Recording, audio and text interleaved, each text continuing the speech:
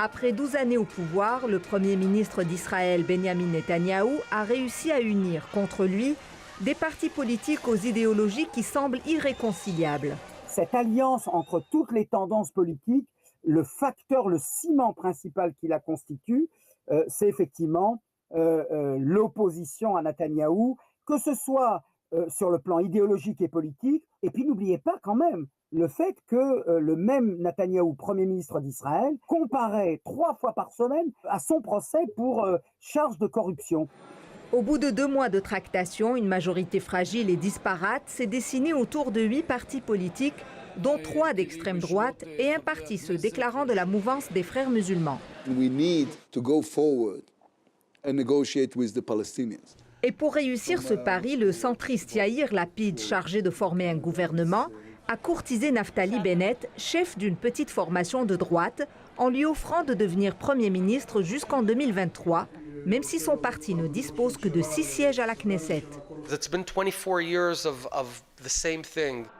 Mais Naftali Bennett est surtout un allié de la première heure de Benjamin Netanyahou et un partisan de la colonisation qui rêve d'annexer une grande partie de la Cisjordanie occupée. Sur l'annexion, par exemple, il ne bougera pas pour une raison très simple, parce que le locataire de la Maison-Blanche pour 4 ans, c'est Biden. Et Joe Biden n'autorisera pas le gouvernement israélien à aller de l'avant avec ce projet d'annexion.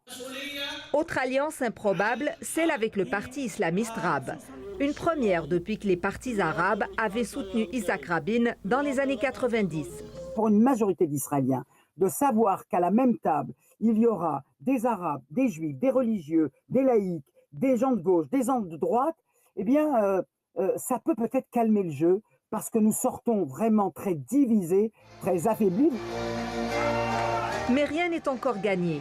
Le vote décisif pour cette coalition devrait se tenir mercredi prochain à la Knesset, dont la présidence est assurée par le Likoud, le parti de Benjamin Netanyahou. D'ailleurs, ce dernier a déjà prévenu qu'il tentera de faire éclater la coalition s'il ne parvient pas à faire repousser le vote à une date ultérieure. Ici Yasmine Khayat, Radio-Canada, Montréal.